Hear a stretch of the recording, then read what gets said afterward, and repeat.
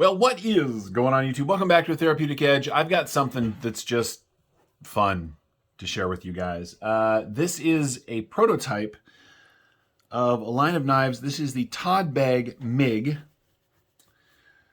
which stands for Military Issue Glimpse, I guess. This is the civilian version of the military issue glimpse. I have no idea. I'm not in charge of the naming conventions. I just go along for the ride. So a few years ago, a company called True North Knives decided they wanted a run of glimpses in 154 cm, a little less fancy than the other stuff that was out there. And so Todd made a prototype for the guy that ran True North Knives, and this is in fact that prototype. There were a run of these. You can find them out there. This one is, well, you know, I guess that counts as sort of special. It's got a stamped steel clip. It's got G10. It's steel liners. It is IKBS bearings. As I said, it is 154 cm blade steel. It is in every way sort of a standard, glimpse. I mean, it looks like the mid-tech version, and it looks like the older one, the 7.0 that came out from the folks over at M.I.G. So there's nothing really new here to share with you guys. I just thought it was cool that I have this prototype. So I thought I'd share that with you. I actually have another sort of budget-oriented glimpse that came out about a year ago, which I'll be sharing a little bit down the road. That's the Glimpse G10 EDC. Turns out there's a wide variety of these. But this one is just special because it's sort of one of a kind. Now there are, as I said, other M.I.G civilian glimpses, but this is the only proto. And I reached out to Todd and he went, oh yeah. And he told me the story of, who he made it for and why he made it. And he even gave me the name of the guy that owned it originally. But here it is. Part of my Todd Begg collection, so I thought I'd share it with you. Now, the standard layout is the same as all the other glimpses. You get, although this is a little different because it's got a slightly different shaped blade, but they're all a little different, right? Each one has a slight variety, a slight variation on a theme. But the actual overall specs are identical in shape and in size and everything, but we'll go ahead and do it anyway. So you get a little under 3.5 inches of cutting on just about 4 inches of 154 cm. You get 1, 2, 3, all the way back here, 4.25 inches of grip space. That's one of the reasons I love these so much, is how much handle there is. I really do like the milling on the G10 here, right? It's got these beautiful lines in it. It's very comfortable.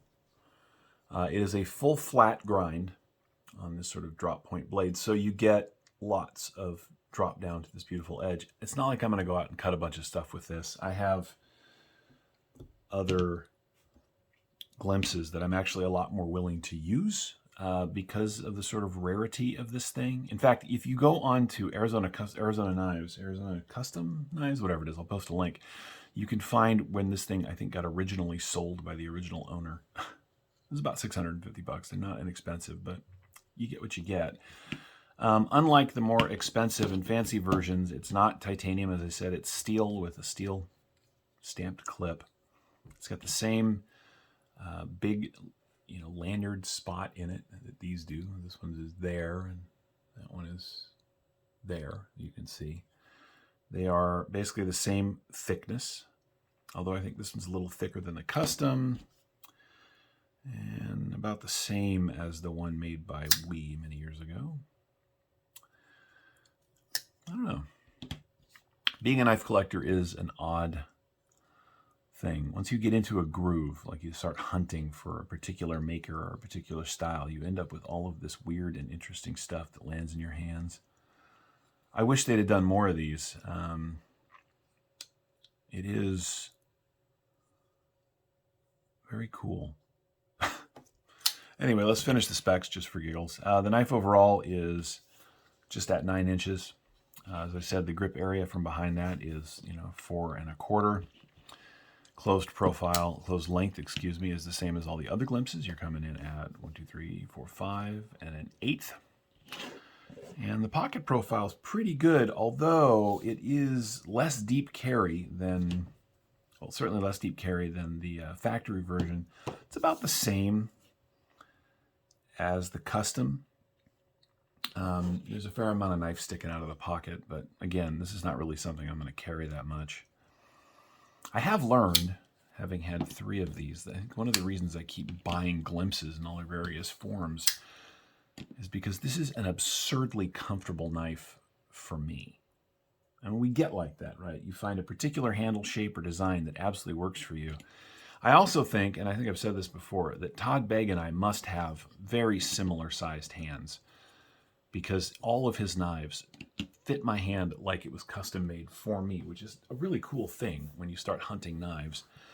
Every designer's got a different shaped palm, different shaped hand, and so what works for them may not work for you. But in Todd Begg's case, everything he has designed absolutely works in my hand, which is a really nice feature.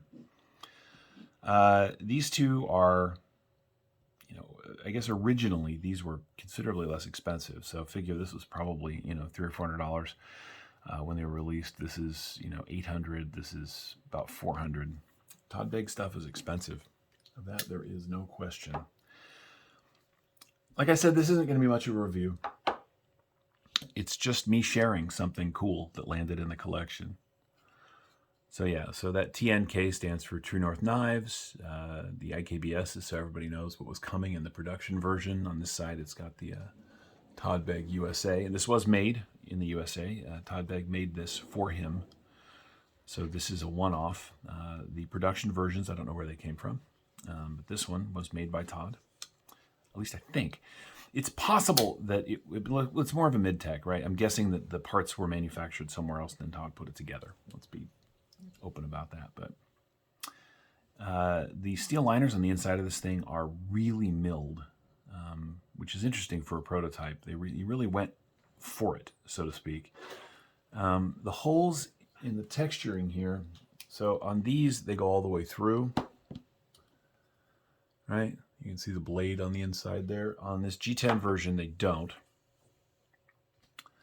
I don't have a flashlight handy, or I'd see if you could see light through them, but it is definitely thinned out. I mean, it just absolutely maintains the same aesthetic, just with slightly different materials. Yeah. And I guess that's really it. Not much of a video, more of just look what I got. I think it's cool. And that's where we're going to wrap it up. If you're into collecting stuff, finds like this are what make it worth it. You know, getting factory stuff is fun. Getting full custom stuff is cool. But weird little oddities like this, that's what makes me happy. And I think, I mean, it's one of the reasons I keep collecting. Because every time you think you've seen what there is to be seen, every time you think you understand a maker's brand or where he's been or what he's done, something else pops up that says, nope, there is more. And I guess that's where we're going to wrap it up. I'm not going to bother with weight and everything. It's pretty much the same as the other glimpses. If you want that, you can check out the other videos in my playlist at this point. Nope, this is just me sharing something cool that landed in the collection. This is the Todd Begg M.I.G Civilian, another version of the glimpse. This is, of course, as I keep saying, the prototype, so this one is particularly unique. I'll post a link to Arizona Customs and to my buddy Chris, where you can hunt for unique knives. If you're into this sort of thing, keep your eyes open, because you never know what's going to pop up. And on that note, we're going to wrap it up. Thank you so much for watching. We'll see you next time.